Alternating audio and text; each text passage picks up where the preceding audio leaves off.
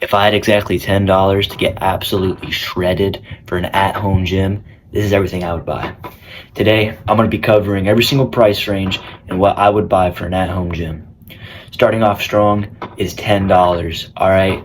If I had a $10 to make an at-home gym, I would buy two things. I would buy this elastic band kit, and then I would buy this water bottle. The band kit's going to cost you around $8, and the water bottle's going to cost $2, coming out to about $2 to spare. All right, so you can't really get a lot. I would recommend if you had $10, just save up a little bit. Next up, we're coming in at $100.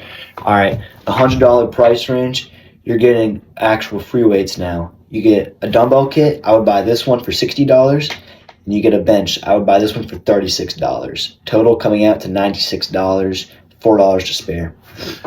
All right, now we're getting to actually like a good at-home gym. We're coming in at $500. Keep in mind, I'm talking about all this brand new. You could go on like eBay or Facebook Marketplace and buy something used. I would recommend doing that since you might be able to get cheaper, better deals for that too. All right, first thing coming in, I would buy a $75 dumbbell kit, precisely this one right here. And then I would get a squat bench rack for about $180, right? And then I would get a bench for about $36, the same one from the $100 kit. I would then get this barbell right here for about $113, and then I would get this 45-pound plate kit.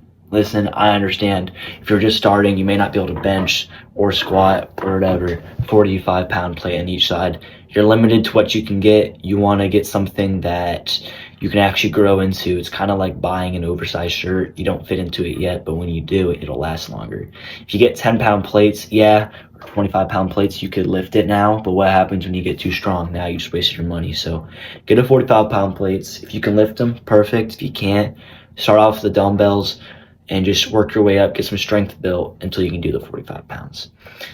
All right, next up's $1,000. Now it's starting to get pretty serious. For $1,000, I would get this squat bench rack for about $400. Precisely though, it's about $390. All right, next I would get this bench for $73, and I'd get these plates for $265. All right.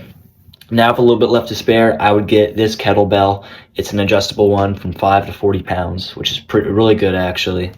And it's going to cost you about $150. All right. Next up, it's the $5,000 price range. This is where things get crazy. I mean, I was finding that this is honestly too much. I feel like the perfect price range for an at-home gym would be probably like $3,000 maybe. That's probably what you'd want for a perfect one. But let's get into it. I would buy this power cage right here for $600. Next up, coming in, this $250 Olympic barbell. Then I would get these steel plates for about $605. The weights are going to be probably some of the most pricey stuff you can get. They do have shipping. I looked into it. I believe the shipping should come into no more than like $700. So you would still be under the budget for $1,000. Next up's the bench for $320. And then after that, you have this 10 to 90 pound dumbbell kit for about $700. And you have this weight tree for about $144. After that, I would probably focus on getting some bands. I would get these ones for $26. And of course, you got to get flooring. You don't want to damage your floor because then that's more cost in the future. I would get this flooring for $90. After that, I would get a $1,000 workout bike. This is probably one of the most essential workout cardio machines, because you could get a treadmill, but a bike is less spacey, so it's better for more people, and it's easier for more people. So I get $1,000. All right. After that, you have a little money left. You have about just over $1,000, like $1,200.